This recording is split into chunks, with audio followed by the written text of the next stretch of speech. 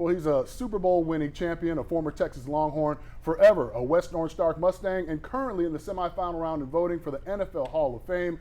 Joining me now is Orange native Earl Thomas, and thank you so much for being with us today, man. And of course, we have to start with some West Orange Stark football. You know, that's where you started at. Tell me about that experience. What was it like in your playing days then? Yeah, so I'm a big fan now of the guys. I've been supporting the guys this year. They've been doing a great job. They have a great quarterback. They have a great running game. They have great coaches around them that's cheering them on, just like I am. So I've been lucky enough to go to some games. We're 4-0 now of the games that I've been to. Oh, okay. We played all these hard district games, so I want those guys to remember all the hard fought wins that we had and bring that into the playoffs. They've been doing a great job in the playoffs. Mm-hmm. And what about when you were playing there? You know, you had some incredible stats, 112 career tackles, 11 picks, 4 touchdowns, punt returns, kickoff returns. How did that work for you preparing yourself to play at the next level? Yeah, so I always stood out since I played flag football, Pop Warner football, and it was just my playmaking ability that made me stand out. And I talk to those guys all the time.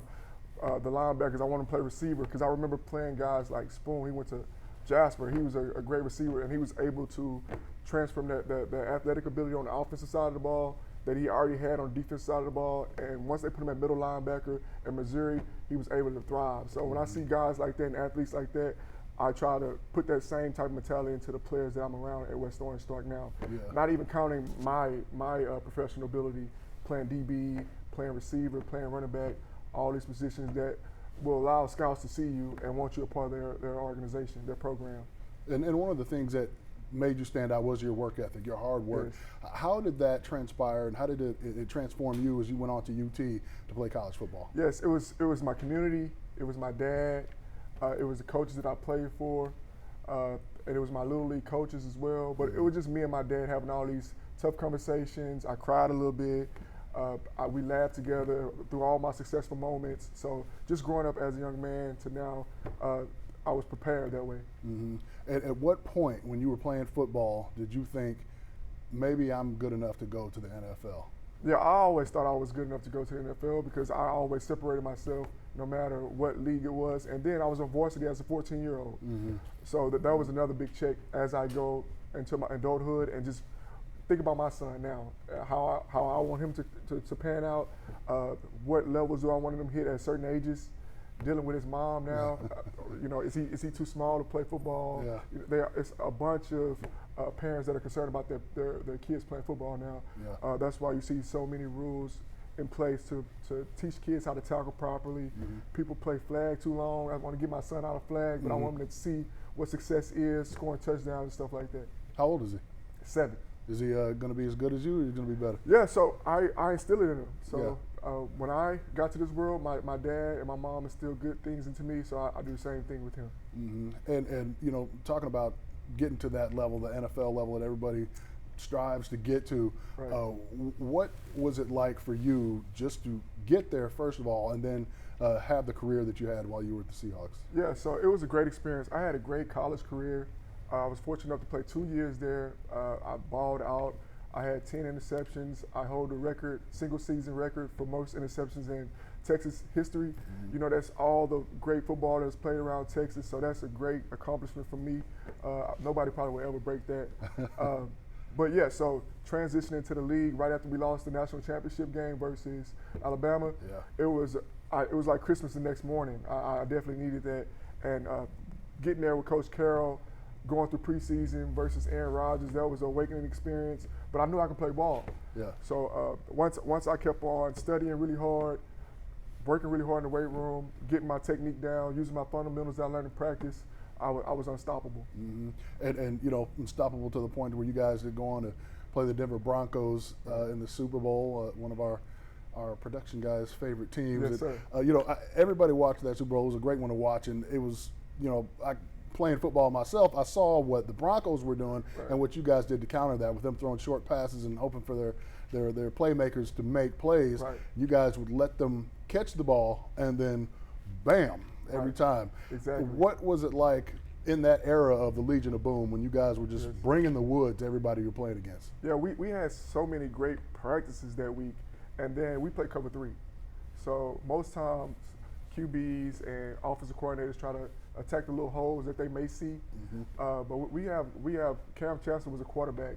He was a quarterback growing up, so he has that certain type of smartness about him that makes him play faster. I do the same thing. Once you see one player like myself do it, Sharon want to do it, the linebackers, everybody just want to study. Remember I talked about studying so much. So we studied really hard. We timed everything really well, and the cover 3 really just whooped their butt. Yeah, so. yeah. And, you know, I don't know if we should even bring it up, but I'm sure people want to know, why did y'all not run the ball with Marshawn Lynch against the Patriots, man? Yeah, so it's all about the run game, and it comes to life. You know, you want to have a great defense. You can't win a championship without a defense. We had the defense. This is our second time, so we already know what being a champion is all about. So we just had to go with our guns, keep on attacking the middle, and you know, unfortunately, Russ just treated every receiver like they was the #1 guy. Yeah. If I was a quarterback, I would have just gave it to Marshawn, keep testing the mic, and then we try to open up our one-on-one matches outside and go to Doug Baldwin because he has the best releases I ever seen in the NFL. So I would definitely like that matchup better than going with Lockett. But Lockett was a great guy. People don't know he was our best special teams guy. He ran like a 4.2 40. He came from a small school, so everybody wants to be known. He dated Kerry Hilson. So just throw that in so there. he had his light in the sun. So everybody's recouping really well from that loss. Yeah. Everybody's doing really great things in the world. Yeah, everybody's okay. I guess if you play the NFL, you win a Super Bowl, it's okay. You're going to be all right. Yes, sir. You know, speaking of all these accomplishments, it has made you get to this point to where you are now semifinalists to get to the National Football League Hall of Fame. Yes. What does that mean not only for you, but you know, West Orange Stark, the City of Orange, and everybody that's come up rooting for you? Yeah, it's all about community. This Hall of Fame trail has been really good for me. It's got my royalties back up. I'm doing meet and greets, which is paid events. I just left Australia, the Seahawks. They paid me to go out there and do some, be an ambassador for the team. I did some Seahawks content. I went to the Melbourne Cup. It was really cool. So it just opened up a lot of doors for me personally. And I can see it happening for a long time, but we would never stop. And that's what's so good about the Hall of Fame. Well, I was going to say, and how does it feel for you personally to know that you are about to, you're on the doorstep of doing something that every NFL player dreams of, and kids growing up as well? How does that feel for you? It feels really good. It's a separation part for me. I want all my peers to see that.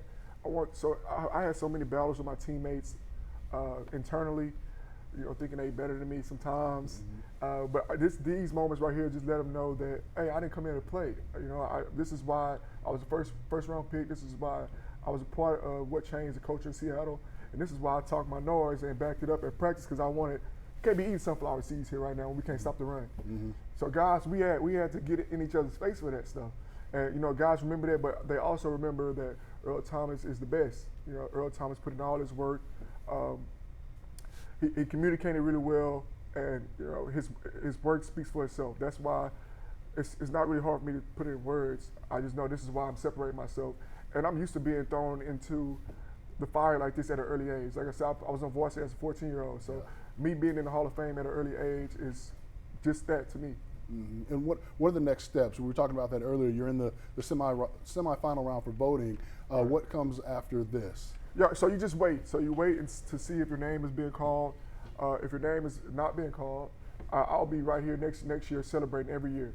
So I've got all my celebrations out the way. I have like 700,000 people view my process right now. So I'm excited about that. I've been getting texts and phone calls, everybody pouring in love. I know I deserve it. It'll happen, and that's my take on it. How soon are you going to get information? How soon are you going to know if you get to that final round? Right now, I'm not sure at all. So I was at the West Orange football practice yesterday when I got the news. So my lawyer was like, "Hey, Earl, hey, you made the finals, the semifinals." So I was excited about that. And then once he told me, I just started seeing all this media stuff on my IG.